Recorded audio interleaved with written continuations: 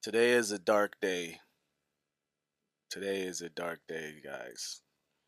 The Philadelphia Eagles are your Super Bowl champions for the NFL. Um, now, this thing is multi-layered, man. I had to come out and just come out and give the Eagles their props, man. What a team. This team is stacked from head to toe. I mean, there's really no holes on that roster. They proved it throughout the playoffs.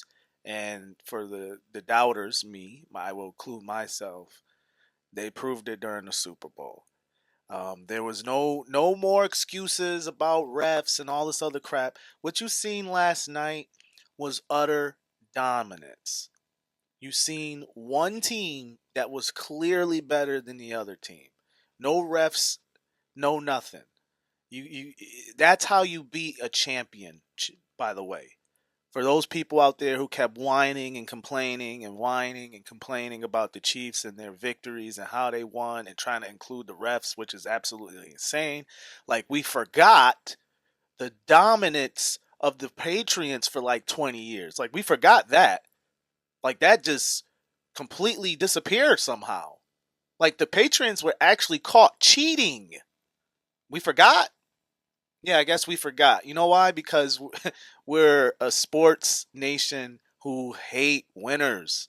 We love them until we want to hate them and find every single excuse to dislike them and justify why we have this hate for winners. That's why I used to always try to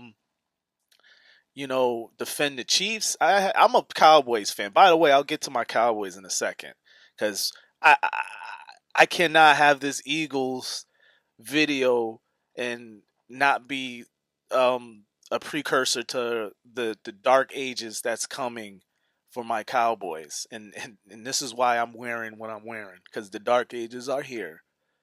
So back to the Chiefs. Listen, the Chiefs battled injuries all year. They was plugging in guys left and right, from running back to wide receiver. By the way, DeAndre Hopkins is washed. It's official to say it. It's time to close that book, dog. It was a great career, but yeah, it might be time to close it up and put the sports car in the classic. It's a classic sports car now. It's not a new one. It's time to put the classic sports car back in the garage, big dog. Yeah, because he's washed. He was absolutely no help. He looked like he was a little long in the tooth. But yeah, other than that, listen, shout out to Howie Roseman and the general manager staff, the executives there, the Jeffrey Lurie, the ownership group there. Man, they put on a clinic as to how you put together a winning sports team. It, Listen, whether love them or hate them, and I do, trust me, I do hate them. I gotta give it up to them. I gotta give them respect for how they built out this team, man. They did it bare bones, man, and they did it with smarts. Um, what people don't realize is that the Chiefs, with Fred Veach, um, the general manager over there, and Howie Roseman, general manager over at the Eagles, they're the two best general managers in the league and have been for quite some time. So there's no surprise that the two best general managers in the league faced off against each other in the Super Bowl. That ain't got shit to do with refs. It has to do with how you build a winning team. So again, that's what Howie Rosen and that crew did. They drafted the Georgia Bulldogs. Jalen Carter, that was the one right there. He slipped all the way out of the top 10. He was the first overall pick. He's going number one that draft. If he didn't have the incident with the racing the cars and the fatality that happened with that, he doesn't fall out the top 10. And voila, they just scoop him right up. And you got to give them credit for other guys they hit on. Well, DeJean, Cooper DeJean. They got him later in the round. They picked him up. That was scouting. That scouting department landed Cooper DeJean and the other kid Mitchell on the other side. Those were two rookies that they picked up last year. And then to put the cherry on top, they get Saquon Barkley, who the Giants just handed to them. You know, if it's anyone that we need to blame as people who are NFC East fans of the NFC East, me being a Cowboys fan and others who are in that group, whether you're a Giants fan, whether you're a Commanders fan, blame the Giants for this. Saquon Barkley won quite a few games for this team this year. Big games. He wasn't really a factor in this Super Bowl, but it didn't matter because he carried their asses all the way up into the promised land until they closed the deal for him. And that's what they did last night. You got to blame the goddamn Giants for this. Why would you hand a 27-year-old running back in his prime to a team that just went to a Super Bowl in your own division? I got an answer for that. You have a team that do something like that because teams usually that do things like that, i.e. the Cowboys, they don't give a shit about winning. They don't care about winning. You don't make decisions like that and honestly look someone in the face and say, we did it for winning. No, you didn't. You didn't do it for winning. It was far from winning. So that's a whole nother conversation I'll get to in a later time. But as far as teams who actually care about winning, that's the problem I have with the NFL. But I don't want to go down that rabbit hole. But back to the Eagles, because this is about the Eagles and their championship and how good they did when it came to putting together this winning team. You know, they picked up Saquon. And then, oh, by the way, another sneaky pickup, Zach Bond from the New Orleans Saints, who was a backup player. He was a backup in New Orleans. And the guy might win Defensive Player of the Year. And he's just won a Super Bowl for this team. Got an interception. I was watching the game, and I'm sitting on the couch, and I'm saying, every big, sneaky, or whatever you want to call it, sneaky acquisition that the Philadelphia Eagles made in the offseason made a huge play in that first half. Because the first half, the game was over. 24-0, the game was over. So everything that happened after that, as far as Jalen Hurts padding his little bit of stats that he had, because he only had like 155 yards, 1 touchdown, and 1 interception going into the halftime. He was not impressive at all. But I'll get to him later. But yeah, the game was over already. And I'm sitting on the couch and I'm saying to myself, I'm like impressed too. I hate it because I'm like, man, these guys are gonna win this thing. And I'm laughing to myself at the same time because I'm like, the two biggest plays in that first half came from big key acquisitions in offseason. Cooper DeJean with the pick 6, the rookie, and Zach Bond with the pick on Patrick Mahomes in the middle of the field. Another acquisition. Those were 2 acquisitions in the last season. Those were 2 guys that they didn't have coming in. That they didn't have before. That is how you build teams. So, I'm not going to break down the whole game because you got everybody else to do that.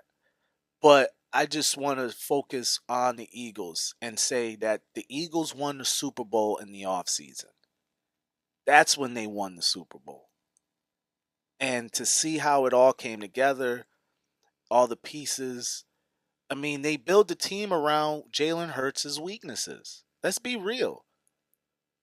This team I'm sitting there and that's another thought I had. And I'm like, this team is so good that Jalen Hurts could be average and they could still win games. And he was quite average throughout this playoff run and throughout the season. And it didn't matter because Howie Roseman and that staff built a juggernaut where it didn't matter who. Let's be real, guys. It didn't matter who the hell played quarterback last night. Anybody who played quarterback position for the Philadelphia Eagles on that night was going to win MVP.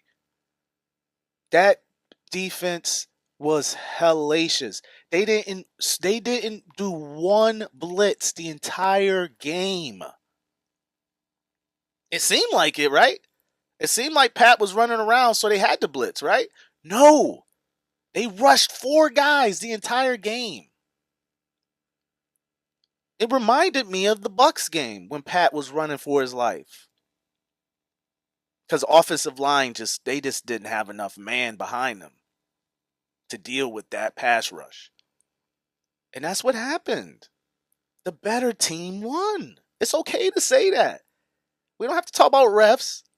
The better team won. Clearly, you've seen it. These guys I'm watching this and I'm impressed, but I'm scared at the same time because I'm like, the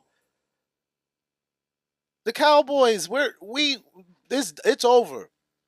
We have an overbearing manager / ownership group, which is one person in Jerry, who said it loud and clear. Listen, I bought this team for me to go old and crazy.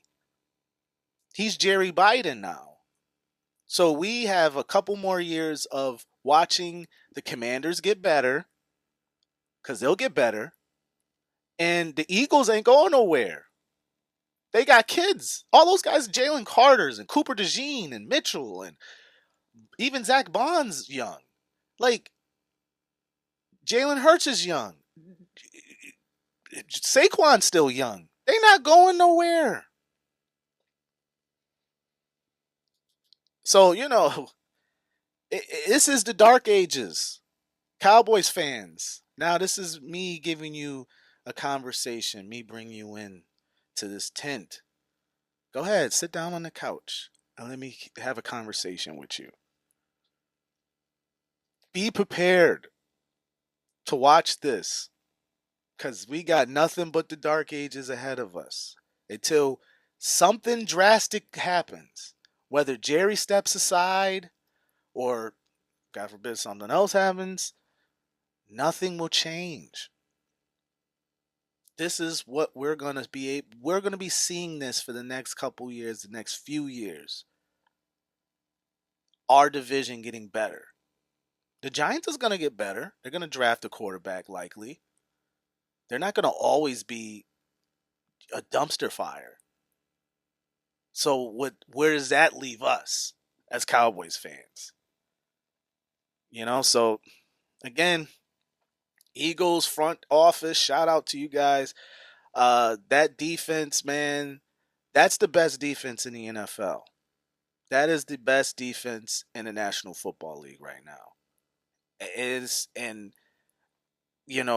Now teams should be trying to build themselves to compete against the Eagles, not the Chiefs.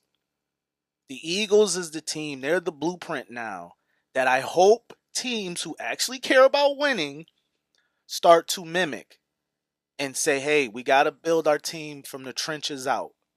Offensive line, defensive line. Because that's exactly what the Eagles did. They did it the old-fashioned way. Cowboys in the 90s did that. It was all about the trenches, baby.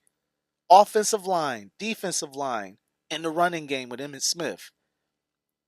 The Eagles doing the same thing. Offensive line, defensive line, running game, Saquon Barkley, and a sprinkle dash of Jalen Hurts here and there. That's a winning blueprint that has been happening in the NFL for almost 100 years, or professional football for 100 years. That's how you win championships. And you play defense, of course. So, hey man, we got a lot of the NFC's in trouble. I'll tell you that much. Detroit, hopefully they'll get better, because they just fell apart at the end of the year because of the injuries. That's the team I thought about during that game last night. I said, you know what? If Detroit was healthy, what would that game have been like in the NFC Championship if the Eagles are playing Detroit in Detroit instead of having the home field advantage? So those are those things that happen. That's who who knows? That's one of those what ifs. So yeah, man. It's a dark day for the NFC East, man, and now we got to deal. We really got to deal with the champions now, Philadelphia Eagles. Oh, I hate it so much. I hate it so much.